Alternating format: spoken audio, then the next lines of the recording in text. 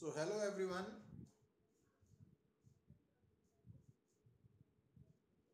तो जैसा कि गुड इवनिंग बेटा। तो जैसा कि हमने अपने प्रीवियस लेक्चर में डिस्कस किया था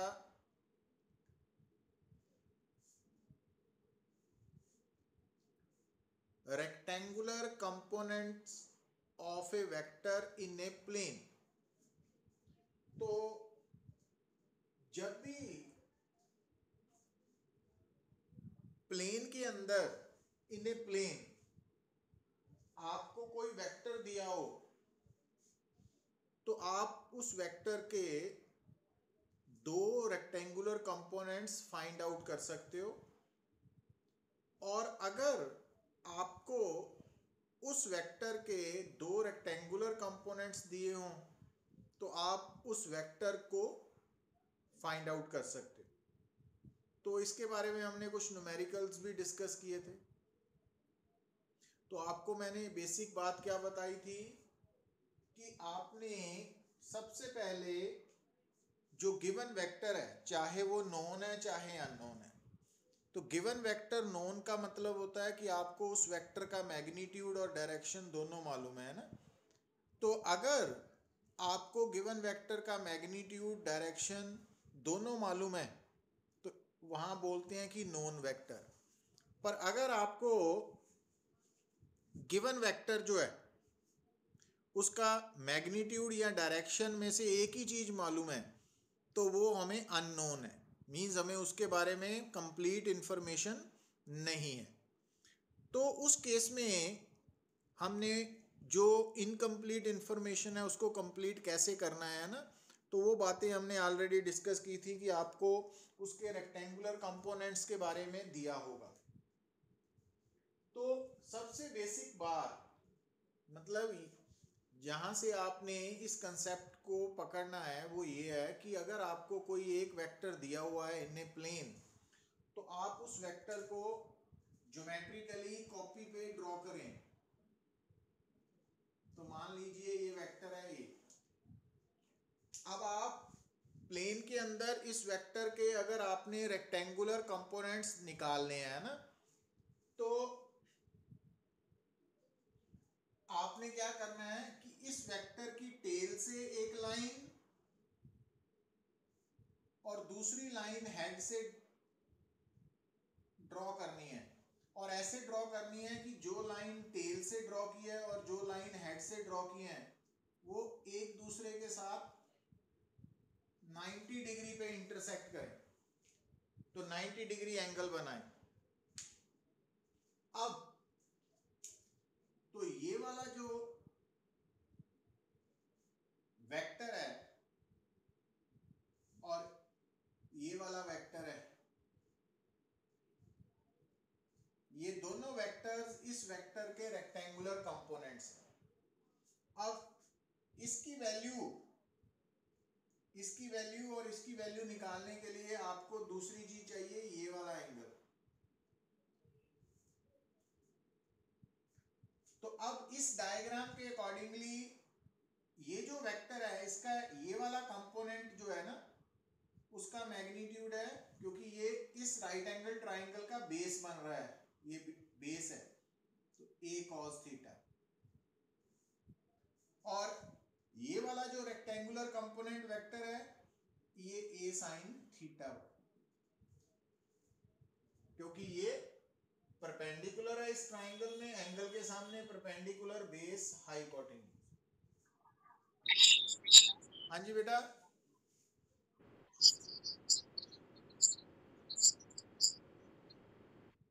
अच्छा, कौन बोल रहा है बेटा?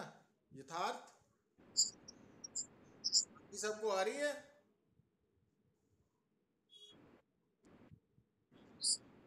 ठीक है, तो रिकॉर्ड तो कर रहा हूं बेटा, मैं इसको यूट्यूब पे भी डाल दूंगा, तो अगर आ रही है तो कंटिन्यू कर लो। अच्छा, अब यहां पर आपने एक बात और समझनी है। देखिए ये दो जो वेक्टर्स हैं वो इसके रेक्टेंगुलर कंपोनेंट वेक्टर्स हैं, ठीक है।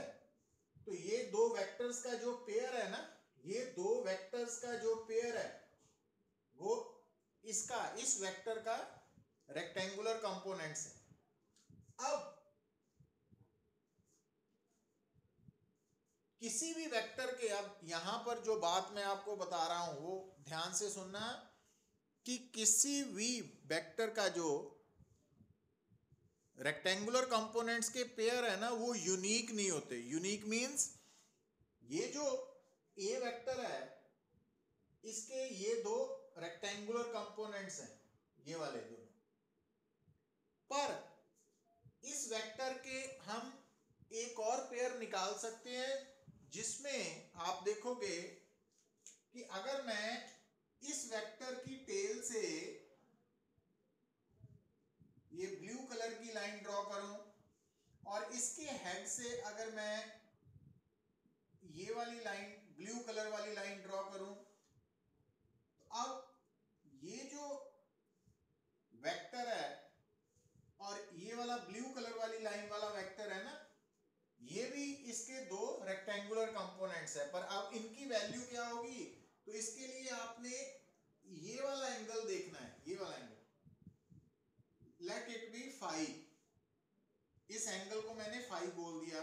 अब ये ब्लू कलर वाली देखिए नजर आ रही है आपको, ये वाली राइट एंगल ट्राइंगल है, तो ये जो बेस है ये बनेगा a cos फाई, और ये जो ब्लू कलर वाला परपेंडिकुलर है ये बनेगा a sin फाई। तो आप क्या देख रहे हो कि कोई भी जो वेक्टर है ना, कोई भी गिवन वेक्टर है, उसके प्लेन के अंदर दो रेक्टेंगुलर कंपोनेंट्स होंगे। अब ए वेक्टर के एक तो ये दो रेक्टेंगुलर कंपोनेंट्स हैं, a cos theta, a sin theta, पर इसी वेक्टर के ये दो भी a cos फाई, ये भी रेक्टेंगुलर कंपोनेंट्स हैं। मींस आप किसी भी एक वेक्टर के अगर आपने दो रेक्टेंगुलर कंपोनेंट्स निकालने हैं तो वो फिक्स्ड नहीं है, तो वो फिक्स्ड नहीं है, वो डिपेंड करेगा कि वो जो रेक्टेंगुलर कंपोनेंट्स हैं वो गिवन वेक्टर के साथ कौन सा एंगल बना रहे हैं। अब आप देखिए कि अगर ए वेक्टर रेड कलर की लाइन के साथ थीटा एंगल बना रहा है तो उसके दो रेक्टेंगुलर कंपोनेंट्स कौन से थे, a cos थीटा और a sin थीटा। और अगर वही ए वेक्टर ब्लू कलर की लाइन के साथ एंगल बना रहा है फाई, तो उसके दो रेक्टेंगुलर कंपोनेंट्स कौन से हो गए, a cos phi and a sin phi. तो इस तरह से हम किसी भी गिवन वेक्टर के कई तरह के रेक्टेंगुलर कंपोनेंट्स निकाल सकते हैं ना। बट फिक्स्ड डायरेक्शन में अगर हमें डायरेक्शन दी हो तो उस डायरेक्शन के अकॉर्डिंगली सिर्फ दो ही रेक्टेंगुलर कंपोनेंट्स आएंगे ना। तो इसके लिए आपको जो जरूरी बात जो याद रखनी है, जैसा कि हमने पिछले लेक्चर में न्यूमेरिकल्स में भी ट्राई किया था, कि अगर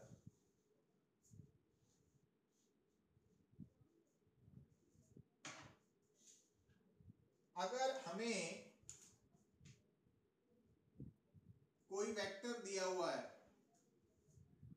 तो अगर वो बोले आपको कि find its x component, y component, या हॉरिजॉन्टल कंपोनेंट या वर्टिकल कंपोनेंट, तो उसके लिए आपने क्या करना है कि एक तो उसकी टेल से लाइन और दूसरा हेड से लाइन ड्रॉ की थी, और ये वाला एंगल नोट करके बस आपने यहां पर a cos थीटा और a sin थीटा ना, तो ये फार्मूलाज अप्लाई करके सॉल्व करना है। तो ये बातें हम ऑलरेडी पिछले लेक्चर्स में डिस्कस कर चुके हैं, बट अब हम करने जा रहे हैं। अब हेडिंग लिखिए, rectangular components of a vector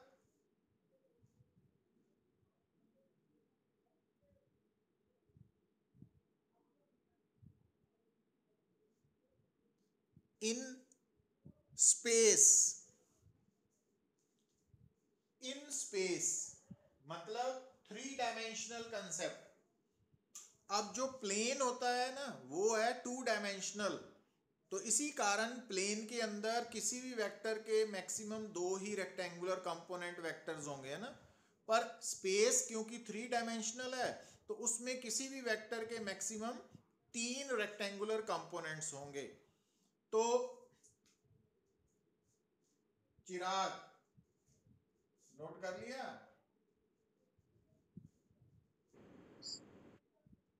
समुगन,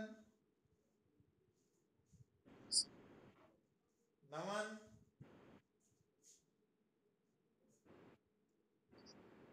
Bharat,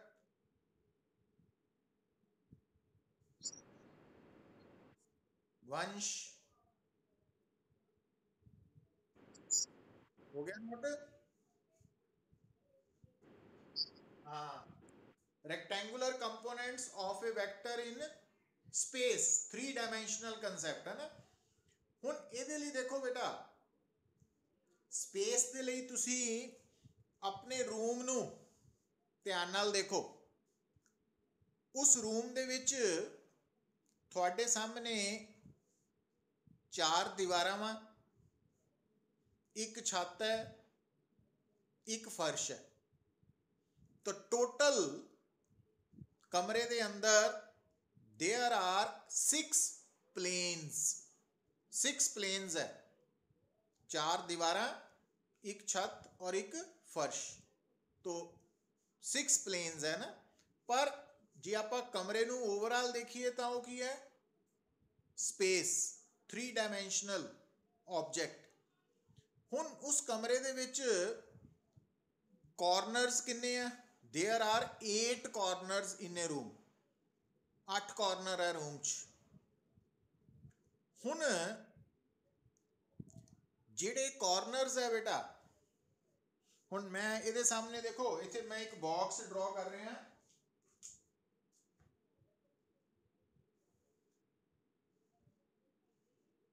तो ये बॉक्स इक्विवेलेंट टू रूम है, मान सकते हैं तुसी।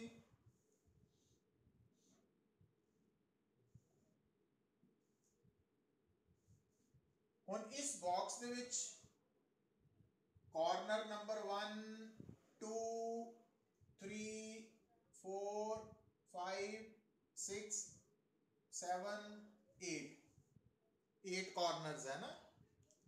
हुन देखो कॉर्नर अगर आप नंबरिंग कर देने 1 2 3 4 5 6 7 8, तो हम देखो जो कॉर्नर नंबर 7 है ते कॉर्नर नंबर 8 है, इनू असी बोलते हैं, अगर कॉर्नर नंबर 7 और कॉर्नर नंबर 8 नू असी स्ट्रेट लाइन दे नाल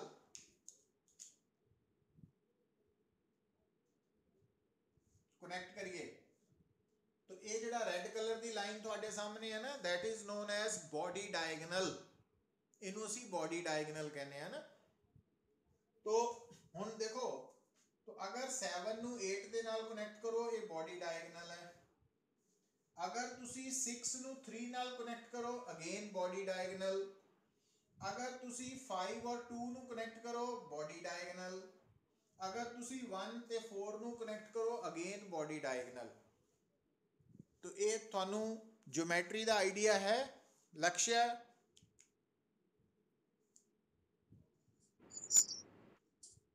आर्यन पता बॉडी डायगनल की होंगे?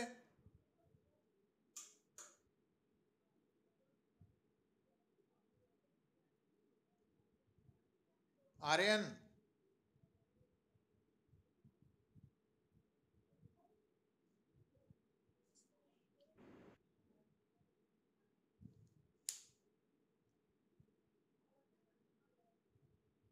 चिराग बॉडी डायगनल बारे पता है ना? हाँ हुन देखो, हुन तुसी इमेजिन करना वा कि थोड़े रूम का जो एक कॉर्नर है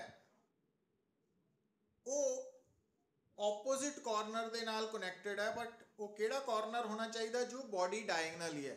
हुन देखो, हुन अगर मैं थोड़े रूम के अकॉर्डिंगली दसा तो आ थोड़े रूम का फर्श है, फ्लोर, और आ छत है, सीलिंग है, और एक फ्लोर है। तो आ जड़ा आ प्लेन फ्लोर है, आ सीलिंग है। तो फ्लोर का एक कॉर्नर जो नंबर 7 है और छत का एक कॉर्नर जो नंबर 8 है, ये बॉडी डायगोनल है ना, थोड़े सामने आमने सामने बिल्कुल है। तो इनू बॉडी डायगोनल बोलते हैं, और 7 और 5 नू फेस डायगोनल, इनू कहते हैं फेस डायगोनल। 6 और 4 नू कहते हैं फेस डायगोनल। तो ये गल्लां दिमाग छोन गया तो कंसेप्ट इजीली समझ आएगा। तो हुण की करते हैं बेटा, जो आ कॉर्नर है लेट इट बी ओरिजिन, इनू ओरिजिन मान लेने हैं। तो आ जी लाइन है इनू असी एक्स एक्सिस बोलता, इनू Y axis, and it is known as Z axis. तो let it be X axis, Y axis, Z axis, और ए ओरिजिन आ गया। तो आ जड़ा वेक्टर है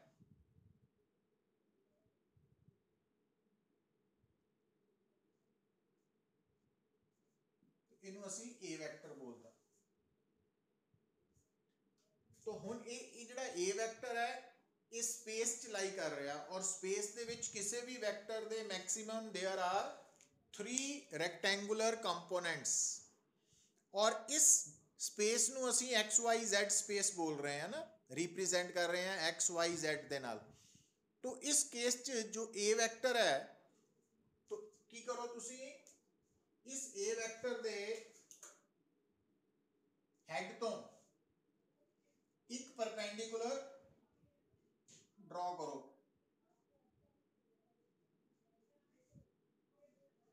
तो आ जी लाइन है बेटा दिस वन, तो ये लाइन फर्श के ऊपर परपेंडिकुलर है। हुण इत्थे डायग्राम च नजर नहीं आ रहा, तो ये थोड़े कमरे का फर्श है।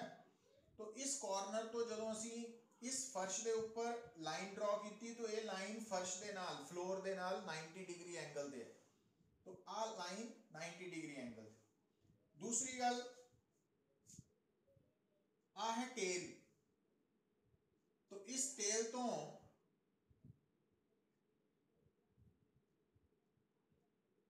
आ वेक्टर असी ड्रॉ कर रहे हैं,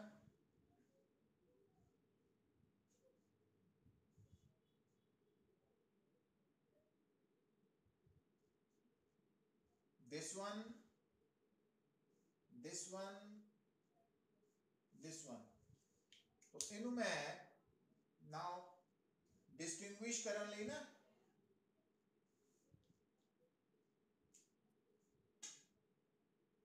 ब्लैक कलर ड्रॉ करता, this one, this one, this one. और नोट करो आ फर्स्ट वेक्टर दे हेड ते सेकंड दी टेल, सेकंड दे हेड ते थर्ड दी टेल, और फर्स्ट वेक्टर दी टेल तो लास्ट वाले दे हेड वाल नू वेक्टर। तो इस लॉ नू असी की बोलते हैं बेटा, याद है कि अगर थोड़े सामने एक वेक्टर दी हेड ते दूसरे दी टेल होए, दूसरे दी हेड ते तीसरे दी टेल होए, और पहले दी टेल तो लास्ट वाले दे हेड तक वेक्टर होए, तो उस लॉ नू असी की बोलते हैं, चिराग। हाँ, है ना, लक्ष्य की बोलते हैं असी इस लॉ नू, पॉलीगन लॉ। हुण दोबारा देखो डायग्राम च थोड़े सामने जो रेड ब्लैक कलर दी मिक्सिंग वाली लाइंस है, तो ये 3 वेक्टर्स है। तो first vector, second vector, third vector. तो फर्स्ट दे हेड ते सेकंड दी टेल, सेकंड दे हेड ते थर्ड दी टेल, और फर्स्ट दी टेल तो लास्ट दे हेड तक वेक्टर। तो ਇਹਦਾ मतलब आ ਜਿਹੜੇ तीनों वेक्टर्स है नंबर 1 2 3, एक ए वेक्टर दे की है कंपोनेंट वेक्टर्स है, these are the component vectors. पर अगली गल देखो, देखो बेटा, जो फर्स्ट वेक्टर है दिस वन वेक्टर एक अलोंग एक्स एक्सिस है, अलोंग एक्स एक्सिस, जबकि जो दूसरा वेक्टर है it is parallel to z axis. तो आ जी लाइन है ये लाइन इस लाइन दे पैरेलल है, तो इट मींस फर्स्ट वेक्टर और सेकंड वेक्टर आपस च 90 डिग्री दे। अच्छा हुण आ जी लाइन है ये पैरेलल टू वाई एक्सिस है, तो इट मींस आ वाला जो वेक्टर है दिस वन आ वेक्टर, तो ये वेक्टर इन्हां दोनों दे परपेंडिकुलर है, क्योंकि वाई एक्सिस एक्स दे भी परपेंडिकुलर है, वाई एक्सिस जेड दे भी। इट मींस आ वाला वेक्टर ये आपस च तीनों म्यूचुअली परपेंडिकुलर है, तो इट मींस ये तीनों केड़े कंपोनेंट्स हो गए, रेक्टेंगुलर कंपोनेंट्स।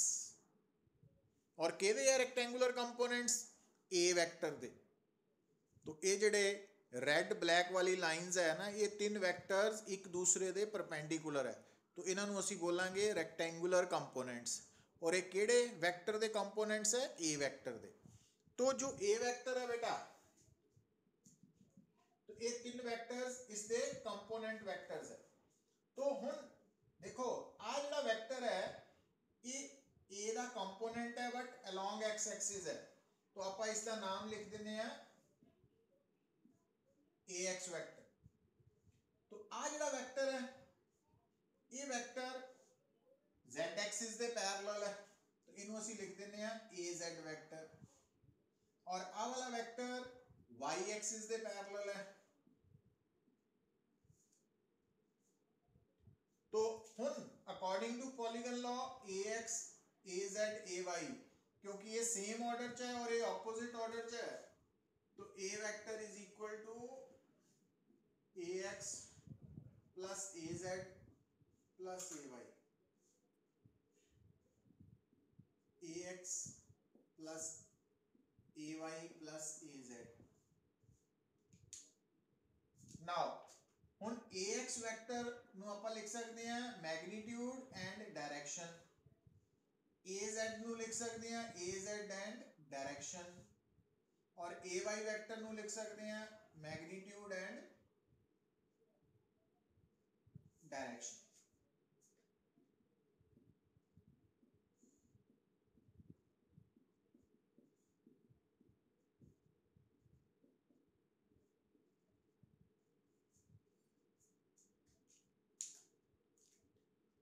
मतलब ये कि स्पेस दे विच किसी भी वेक्टर दे तीन रेक्टेंगुलर कंपोनेंट्स है, और वो एक अलोंग एक्स एक्सिस है आई कैप, दूसरा अलोंग वाई एक्सिस है जे कैप, और तीसरा अलोंग जेड एक्सिस है के कैप यूज हो गया ना।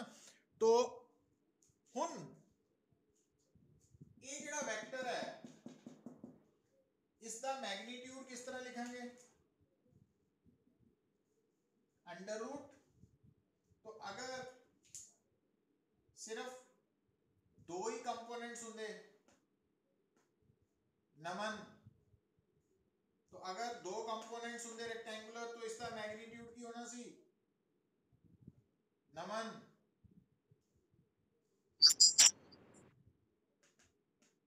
इस वेक्टर का मैग्नीट्यूड कितना होना सी लास्ट लेक्चर ते based, under root वंशनूर,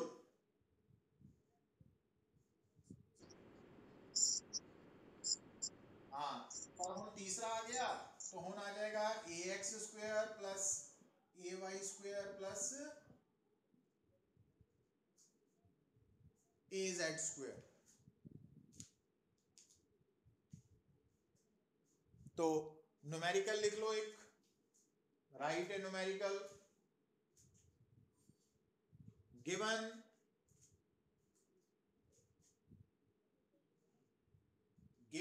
force vector is equal to 6 I cap plus 4 j cap plus 3 k cap।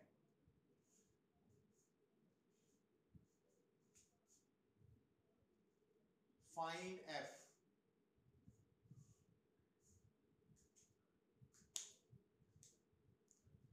Magnitude निकालो एफ वेक्टर दा।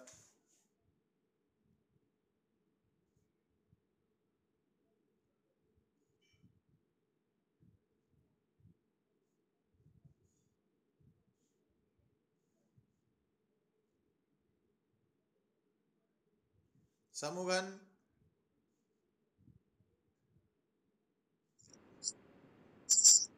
√61 आ गया ना। तो मतलब आज तो बात अगर थोड़े सामने कोई भी vector in terms of I cap J cap के कैप गिवन है तो ਉਹਦਾ मीनिंग है भी थानू रेक्टेंगुलर कंपोनेंट्स गिवन है। तो आई कैप ਦੇ ਨਾਲ जो वैल्यू है कोफिशिएंट है that is x component, J cap ਦੇ ਨਾਲ y कंपोनेंट और के कैप ਦੇ ਨਾਲ z कंपोनेंट की वैल्यू गिवन है ना। Coefficient of I cap X component है, coefficient of J cap y component का मैग्नीट्यूड है and coefficient of K cap z component का मैग्नीट्यूड है। तो मींस इस केस तुसी इस तरह भी लिख सकते हैं क्योंकि जो आई कैप है ना उसका कोफिशिएंट है 6 तो ए 6 एफ वेक्टर का एफ एक्स है और 4 एफ वाई है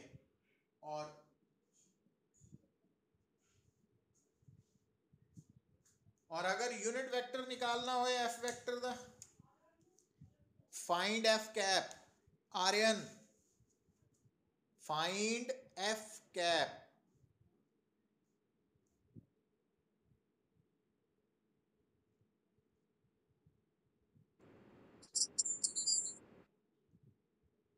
किस तरह निकालूंगे बेटा?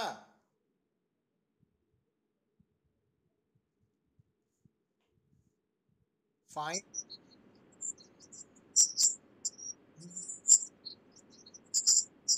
हाँ 6 I cap plus 4 J cap plus 3 K cap नु √61 नाल डिवाइड कर देना ना। तो then we get the required answer F cap. तो इतना how to get the magnitude of a vector when its rectangular components are given तो वो असी फाइंड आउट कर लिया भी किस तरह पता करांगे ना। दूसरी गल बेटा कि जो रेक्टेंगुलर कंपोनेंट्स है ना तो इन्हां दी हेल्प दे नाल we can find the direction of vector also given vector also. किस तरह हुण इहदे च ध्यान देना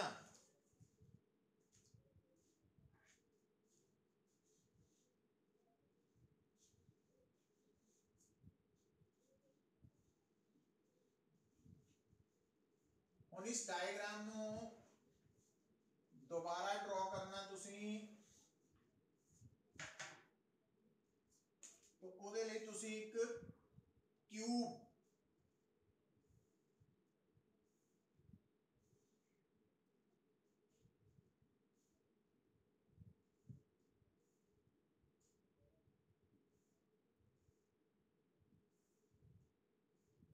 क्यूब ड्रॉ करो लेट इट बी ओरिजिन और इनू ਆਪਾਂ x axis y axis z axis तो इस कॉर्नर नु diagonally body diagonally opposite corner नाल मिला लो तो ਆਪਾਂ उस वेक्टर ਦਾ नाम लिखिया सी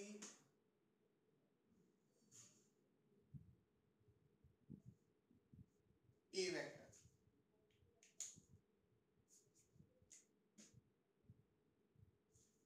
हुण बेटा देखो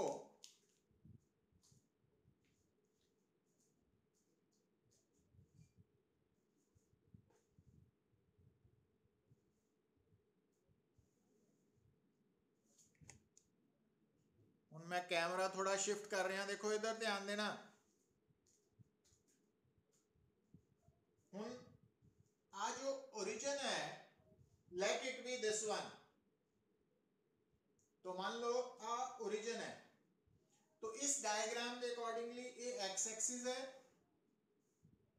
आ वाई एक्सिस है और जेड एक्सिस इस तरह जेड एक्सिस है, नजर आ रहा?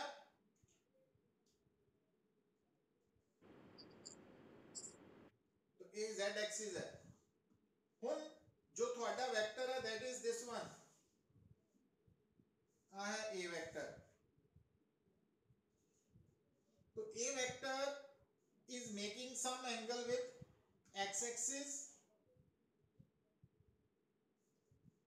वाई एक्सिस नाल भी एंगल बना रहा है और जेड एक्सिस नाल भी एंगल बना रहा है। तो ए वेक्टर एक्स एक्सिस नाल भी एंगल बना रहा है, वाई नाल भी और जेड नाल भी। तो इट मींस इस डायग्राम दे विच ए वेक्टर इस आ एंगल भी बना रहा है, तो लेट इट बी अल्फा। तो ए वेक्टर वाई दे नाल भी एंगल बना रहा है, लेट इट बी बीटा। और ए वेक्टर जेड दे नाल भी एंगल बना रहा है, लेट इट बी गामा। तो अल्फा बीटा गामा इन्हों असी बोलते हैं direction cosines. These are known as direction cosines.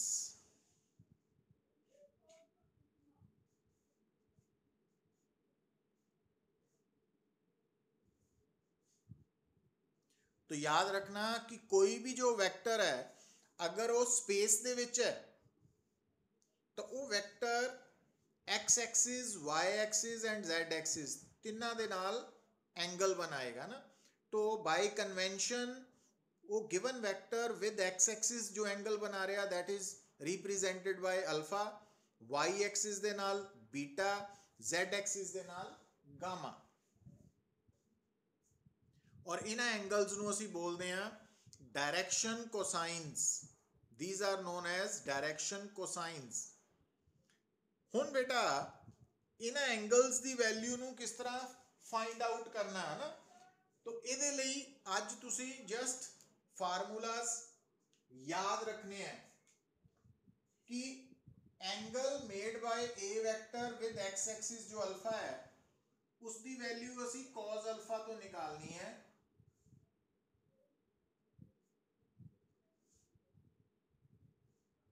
क्योंकि alpha angle with X axis है तो एक्स कंपोनेंट का magnitude divided by magnitude of given vector. cos beta angle with Y axis है तो A Y by A and cos gamma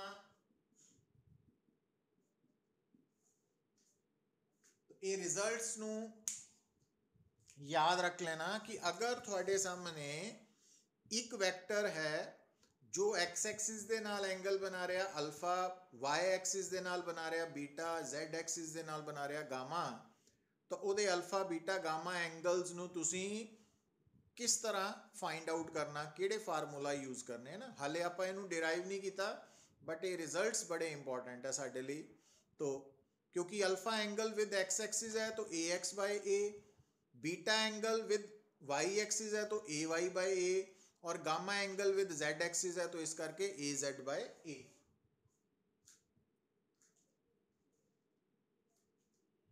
तो given vector in space the magnitude in terms of its rectangular components under root ax square plus ay square plus az square, और given vector the direction in terms of angle made by the given vector with x axis y axis and z axis किस तरह निकालने हैं वो formulas आज असी discuss किए हैं ना। तो ये बड़े काम दे और इन्हों असी कल एक्सप्लेन करांगे प्लस डिराइव भी करांगे, प्लस उस तो भी इंपॉर्टेंट है भी इन्हां ते बेस्ड न्यूमेरिकल्स नु सॉल्व किस तरह करना। तो आज सिर्फ इन्ना ही लेक्चर होएगा। तो इस तक कोई किसी को कोई प्रॉब्लम है तो दसो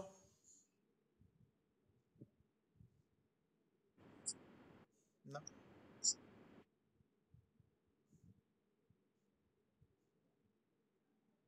आर्यन तो ये रिजल्ट्स बेटा सिर्फ याद कर, हाँ ये रिजल्ट्स याद कर लो कि how to find the magnitude of a vector if its rectangular components are given. तो डायरेक्शन किस तरह फाइंड आउट करनी है, तो cos alpha cos beta cos gamma दी वैल्यू किस तरह निकालनी है। तो इनू क्रैम कर लो और कल इसनू असी फर्दर एक्सप्लेन करांगे with numericals and examples. So thank you very much. Okay.